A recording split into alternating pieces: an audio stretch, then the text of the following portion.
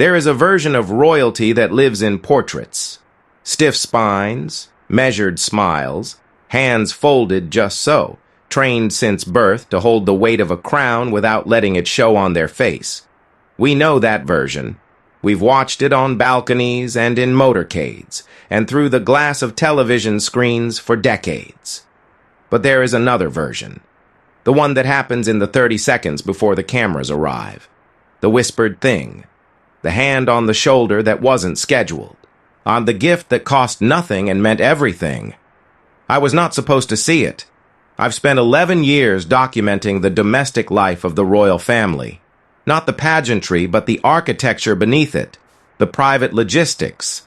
The quiet machinery of a family that must be a family and a symbol simultaneously, which is, if you think about it, an almost impossible thing to ask of human beings. I thought I'd stopped being surprised. Then Charlotte turned 10, and her grandfather, a man who has buried a mother, buried a marriage, survived cancer, and worn the weight of a nation's grief on his chest like a second uniform, did something so small, so devastatingly ordinary, that the young aide standing beside me actually had to leave the room. Not because it was grand, because it wasn't. What follows is not a fairy tale. It is not a puff piece. It is the account of a single morning, a folded piece of paper, and what it costs a person to love someone across a distance that power builds and blood cannot always cross. Read it and tell me you don't recognize it. Tell me you've never been that child or that grandfather. Tell me you've never stood in a room and tried to make one person feel seen, truly, privately, just for them seen, in a world that was watching every single move you made. You can't. That's the whole story. I keep a log. Most people in my position don't, officially anyway. But I've always been a note-taker, a margin scribbler, the person at the meeting whose pen never stops moving. My editor calls it a nervous habit. My therapist calls it dissociation management. I call it the only way I've ever been able to hold on to things that matter before they slide through my fingers like every other moment in this job that no one warns you will be beautiful. I wrote the first entry that morning at 6:47 a.m. Fog on the grounds. Staff moving earlier than usual. But something about the energy in the East Corridor. Tighter, like a held breath. It was the 2nd of May, Charlotte's 10th birthday. I'd been embedded with the household communications team for a series on the King's first full year of reign, a retrospective piece mostly ceremonial, the kind of work that requires you to be present without being seen, which I've gotten very good at over the years. You develop a particular posture for it, slightly angled away, eyes that look interested in the middle distance, the art of being furniture. But I'd noticed, in the weeks leading up to Charlotte's birthday, a quiet shift in King Charles's schedule.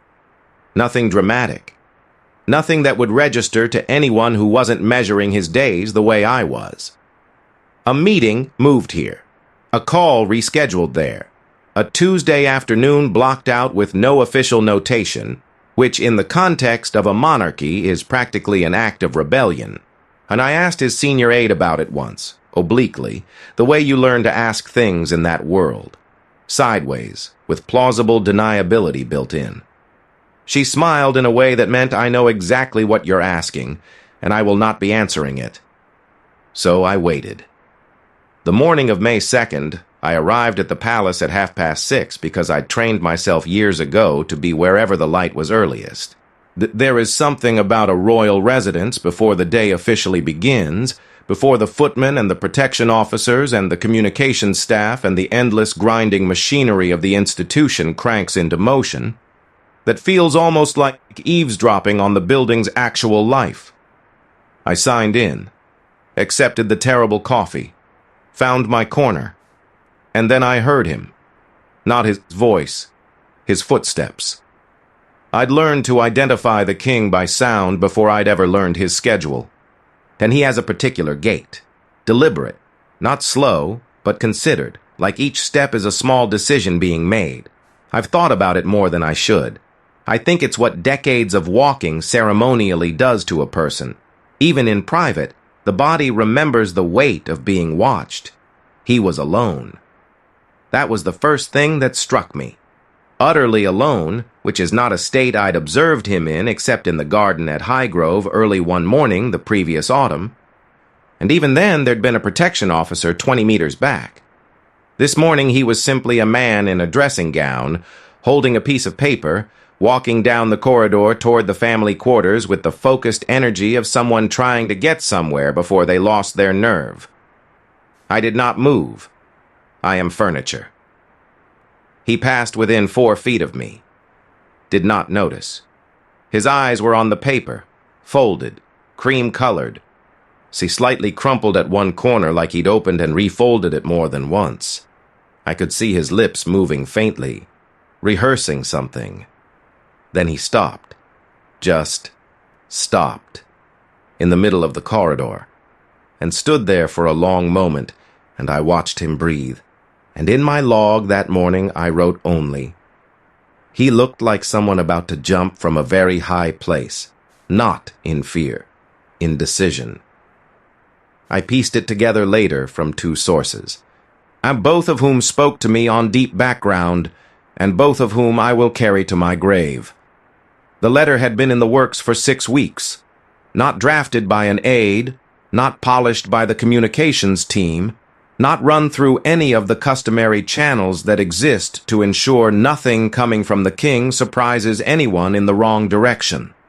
This was handwritten, Charles himself, which those who know him well will tell you is not unusual. He's always been a letter writer, something inherited, something almost anachronistic in the best possible sense, but the contents of this particular letter had been revised, reportedly 11 times. 11. I thought about that for a long time after I learned it. 11 drafts to say what a grandfather needed to say to a 10-year-old girl who was growing up faster than anyone had bargained for, in circumstances that would be described clinically as complex family dynamics and are better described, I think, as the particular loneliness of being loved by many people, none of whom are standing in the same room. The letter was not long. 1 page, maybe 1.5. What it contained, I cannot tell you. I was not there when she read it. I have not seen it. I likely never will. What I know, what I was told quietly, with the kind of care that people reserve for things they feel responsible for having witnessed, is that it was not about birthdays. It began with her name, just her name. Charlotte. Not Princess Charlotte. Not Her Royal Highness. Not any of the armor the institution layers onto a child's identity before the child is old enough to know they're being armored. Just Charlotte. And it ended, I'm told, with a sentence so simple that the person who described it to me had to pause, look at the ceiling, and collect themselves before continuing. I won't write the sentence here. It belongs to her. But I'll write what it made me think of, sitting in my flat 2 nights later. I'm looking at my own notes with the specific exhaustion that comes from being close to something real. My grandfather died when I was 9, 1 year before Charlotte's age today. He was not a king.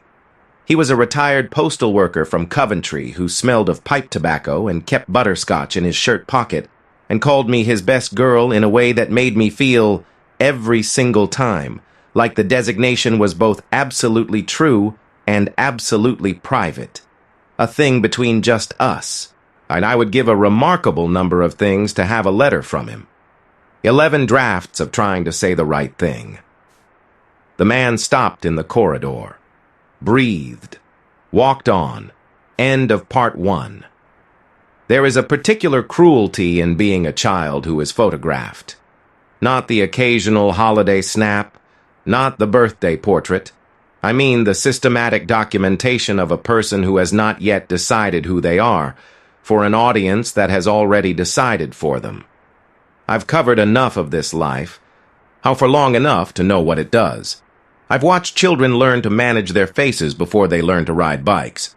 I've watched them develop the press smile, that specific configuration of features that is technically correct and communicates absolutely nothing, by age 7, sometimes younger.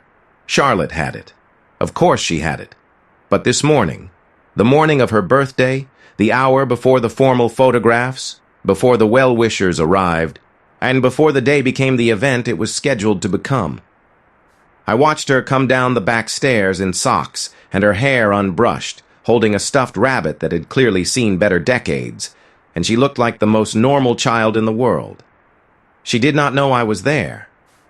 I was in the adjacent room, the door angled open, doing what I do. She went to the small sitting room where the family sometimes takes informal breakfast. He was already there. I should describe the room. It matters. The room. It was not grand. That's the thing people never believe about the private spaces in royal residences. They are often surprisingly, almost aggressively ordinary. This room had a worn rug, a table that wobbled slightly on one leg, which no one had ever replaced because the wobble had simply become part of the table's personality. A window that looked onto a garden that at this hour was still gray with morning. Or a small sideboard with a breakfast spread that had been laid out by staff who were no longer present, because mornings like this one are understood. The king was sitting at the table. He had changed from the dressing gown. He had that quality, the particular discipline of the very English, very royal, very his generation, of being correctly dressed regardless of audience. But his collar wasn't quite right. One side slightly higher than the other, and his hands, resting on the table beside his cup, were doing the thing his hands do when he's not performing, curled loosely, the fingers moving in small rhythms against the tablecloth, like he was trying to work something out. Charlotte came in. He looked up. And here is the thing about 11 drafts, about 6 weeks of revision, about a man who has spoken publicly for 50 years and knows precisely how to command a room. He said nothing. He simply held out his hand. She crossed the room and took it. And she was 10 years old, and her hair was still unbrushed, and the rabbit was tucked under her other arm, and she stood next to his chair and looked at him with the particular expression of children who have learned that the adults in their lives do not always have more answers than they do, and have decided that this is okay. He handed her the letter. I watched her read it. I am not proud of this. I've turned it over many times since. The ethics of the glance, and the professional versus the human, the difference between bearing witness and trespassing on something sacred. I have no clean resolution for it. I watched her read it, and I'm writing it down, and I'll carry both of those facts. She read slowly. Slower than I expected for a child her age. Not because she was struggling with the words. I don't believe that for a moment. But because she was, I think, doing what you do when you are handed something you want to keep. You slow down. How do you read it the first time? Then you go back. She went back twice. The king did not speak, did not watch her read. He looked at the garden, at the gray, at some middle distance that people develop a relationship with when they've been carrying weight for very long stretches of time. His collar was still slightly off. His hands had stopped moving. Then Charlotte laughed, not a polite laugh, not the social laugh I'd seen her deploy at engagements, the controlled, appropriate, correctly calibrated expression. This was wrong-sized for the room, sort of startled out of her, the laugh of someone who got to the line they weren't expecting and couldn't help it. And Charles turned to her, and the look on his face. I wrote one word in my log. I wrote it immediately, before it could settle or I could second-guess it or professional habit could sand the edges off. I wrote, undone. That's what he looked like a very dignified, very composed, a very long practice person who had just been, briefly, completely undone. Not by grief or loss or the vast public weight he carries, but by a child laughing at something he'd written, by it working. She said something to him. Too quiet. I couldn't hear it. But she folded the letter very carefully, not crumpling it, not the careless fold of a child who will lose something in 5 minutes. She folded it with intention, slid it into the pocket of her dressing gown, and then she did something that I don't think I have the right words for, not entirely. She leaned into him. Not a hug, not a formal embrace, just leaned, her shoulder against his arm, her head tipped slightly toward him, the rabbit still tucked in her elbow. And he didn't put his arm around her in any demonstrative way. He just shifted slightly, barely perceptibly, toward her weight. Two people at a wobbly table. Gray garden. Morning light coming in slow. I looked away. Yet there is a thing I've learned in this work. The thing they don't teach you and can't teach you. The thing you acquire only by sitting in rooms where real life is happening inside a constructed life. And it is simply this. Some moments are not for witnesses. You can be present. You can hold them. You do not have to consume them. I looked at the door. I looked at the rug. I looked at my notebook and did not write anything for 6 full minutes. When I looked back, they were eating breakfast. She was telling him something about a horse. He was listening the way he listens, fully, with the specific attentiveness of someone for whom other people's words have always carried more weight than his own. The collar was still off. Neither of them fixed it. End of part 2. The photographs from that day are beautiful. They were released 3 days later. Charlotte in a blue dress, smiling that smile, standing on grass that had been recently cut. The light doing what professional photographers spend careers learning to coax. Wonderful photographs. The kind that circulate, get framed, appear in retrospectives. She looks happy in them. She was happy in them. I know because I watched the photographs being taken, and I watched her laugh twice at something a protection officer said just off frame. A real laugh, the wrong-sized one, and whoever was behind the camera caught the edge of it in one frame and kept it. And that is the photograph I find myself looking at when I scroll back through my own documentation of that day, not because of the laugh specifically, because of what she was doing with her right hand, touching her pocket, the one with the letter in it. I filed my main piece 3 weeks later. It was good work. I'm not being falsely modest, it was. A thorough portrait of the king's first full year of reign, the medical chapter, the transition, and the particular solitude of inheriting a throne at 74 after a lifetime of waiting. My editor said it was some of my best. It ran long. It got attention. I didn't put the birthday morning in it. A colleague asked me why, afterward, over drinks she'd bought because she'd been worrying about me in the way colleagues who've known you long enough do. She said I seemed like someone who'd been holding something. I said I was fine. I said the piece spoke for itself. She looked at me the way women who've known you long enough do when they're deciding whether to let you have the lie. "There's something you're sitting on," she said. "About that morning. I can tell." "I'm always sitting on something," I said. "It's called discretion. You should try it sometime." She bought me another drink. Let it go. I went home and opened my log and read the entry from May 2nd, beginning to end for the first time since I'd written it. The fog, the held breath, and he looked like someone about to jump from a very high place. Not in fear, in decision. I sat with it for a while. Then I kept reading. Here is what I know about King Charles.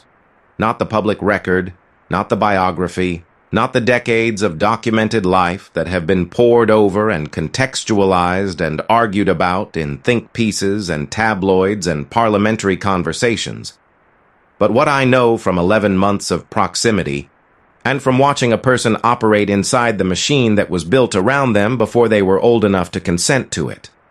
He is a man who feels things at full volume and has spent his entire life turning the dial down for an audience that was never asked if they wanted it turned down. He is meticulous about others in the specific way of people who feel that attention is a form of care, who believe that noticing a person, truly noticing them, is the most generous thing you can offer. He is, and underneath everything, Lonely in the way that I think all people are lonely who love more than they are permitted to show. And this is the part that took me longest to understand, the part that requires the most precision to say correctly. He is trying. Not performing trying. Not the carefully managed public image of a monarch who connects with his grandchildren in approved and photographed ways. Actually trying. In the 6:47 a.m., one collar up, 11 drafts way. And in the way that costs something. I've covered this family for over a decade. I've seen the gilded version and the private version and every gradient between them. I've sat in rooms where the gap between those two versions was wide enough to lose people in.